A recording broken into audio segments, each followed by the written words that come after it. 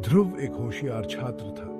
वो पढ़ाई में बहुत अच्छा था। उसकी मेहनत रंग लाई और उसे एक प्रतिष्ठित एमबीए प्रोग्राम में एडमिशन मिल गया। ध्रुव के कुछ अच्छे दोस्त थे। वे उसका साथ देते थे। वे उसकी सफलताओं का जश्न मनाते थे। जिंदगी एकदम परफेक्ट लग रही थी, लेकिन कुछ कमी थी। ध्रुव प्यार के लिए तरस रहा था। वह अपनी जिंदगी किसी खास के साथ बिताना चाहता था।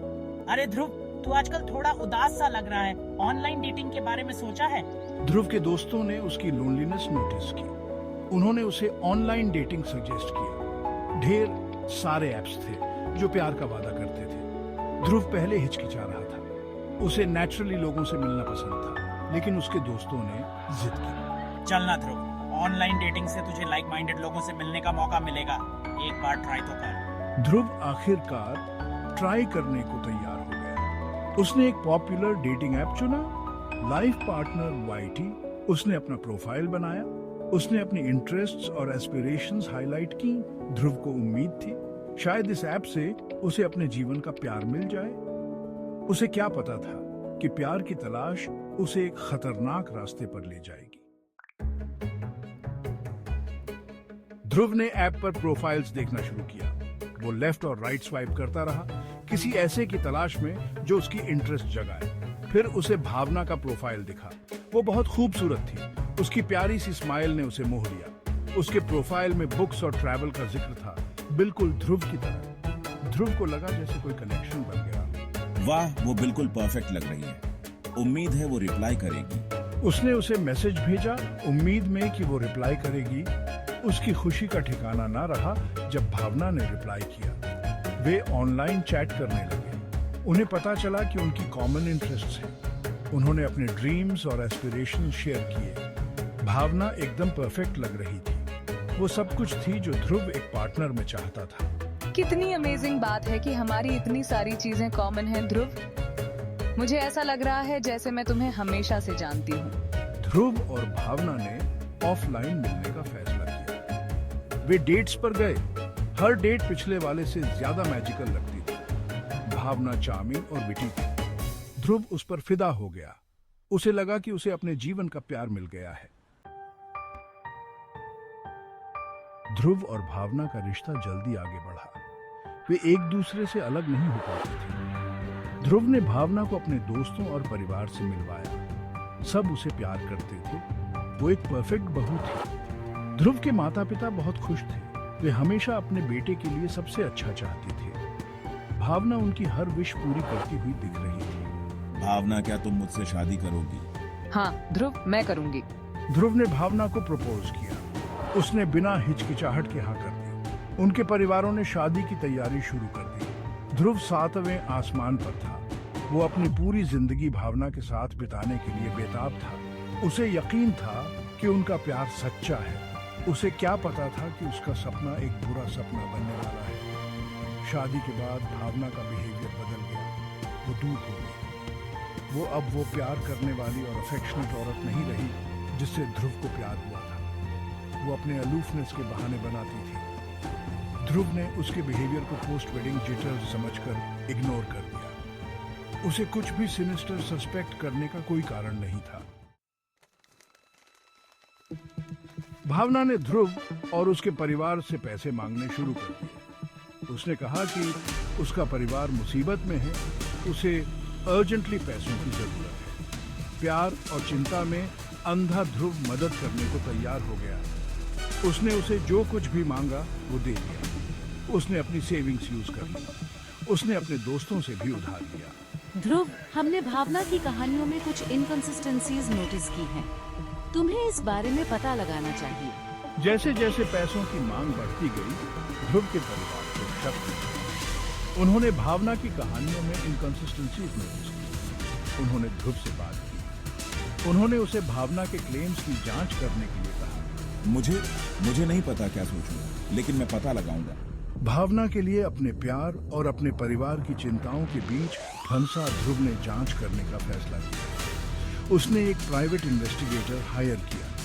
सच्चाई ने उसकी दुनिया को हिलाकर रख दिया। भावना वो नहीं थी जो वो होने का दावा करती थी। वो एक स्कैम का हिस्सा थी। उसका पूरा ऑनलाइन पर्सोना झूठ था। उसने ध्रुव को उसके पैसों और फैमिली बैकग्राउंड के लिए टारगेट किया था।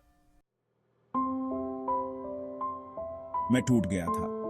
मुझे यकीन नहीं हो रहा था कि मैं इतना अंधा कैसे हो गया। मैंने भावना को अपना दिल और अपना विश्वास दिया था। उसने उसके साथ सबसे बुरा धोखा किया था। उसके धोखे का बोझ उसे कुचल रहा था। वो खुद को खोया हुआ और अकेला महसूस कर रहा था। मैंने भावना को सबूतों के साथ सामना किया।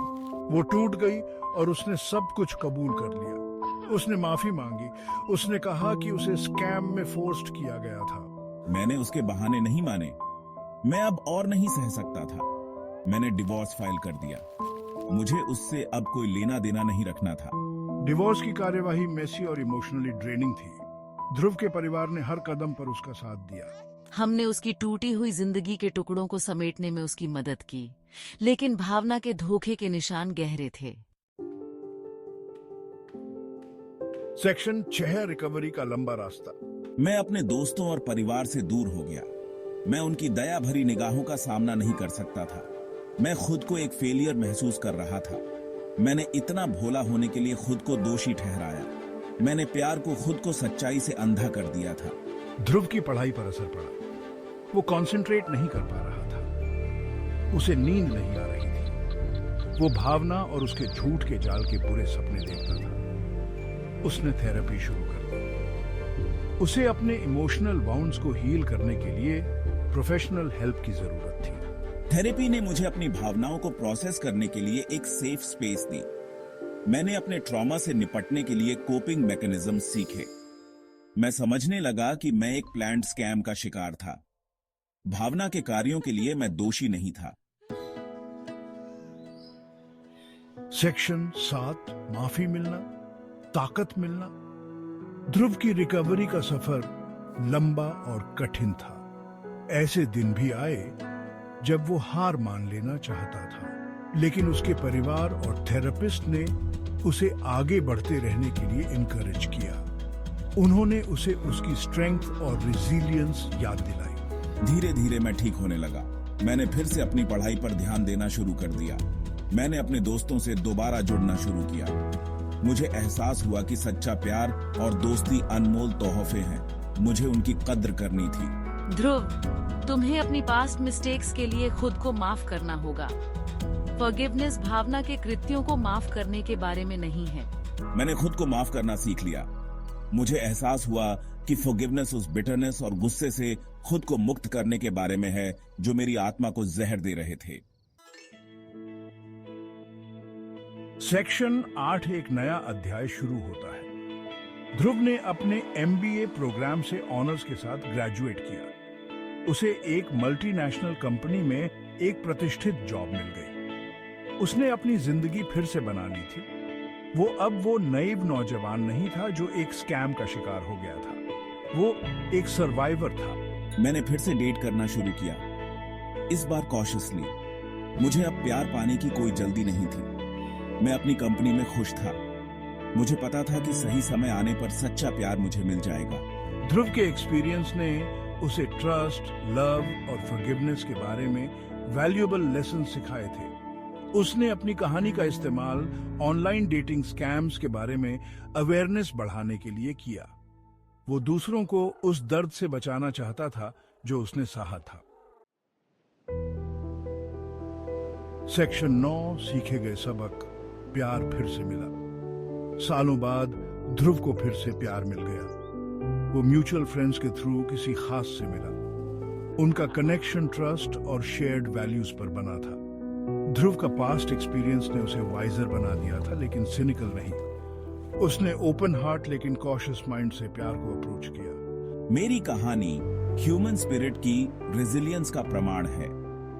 ये एक रिमाइंडर है कि सबसे डार्क टाइम्स में भी होप और हीलिंग पॉसिबल है। ट्रू लव के लिए लड़ना जरूरी है, लेकिन कॉशियस रहना और अपने दिल को उन लोगों से प्रोटेक्ट करना भी जरूरी है जो इसका फायदा उठाना चाहते हैं। ध्रुव की कहानी उन सभी के लिए होप की एक किरण है जो कभी भी सिमिलर एक्सपीरियंस से गुजरे हैं। ये एक रिमाइंडर है कि आप अकेले नहीं हैं। समय, सपोर्ट और सेल्फ लव के साथ आप अपने वाउंड्स को हील कर सकते हैं और फिर से खुशी पा सकते हैं।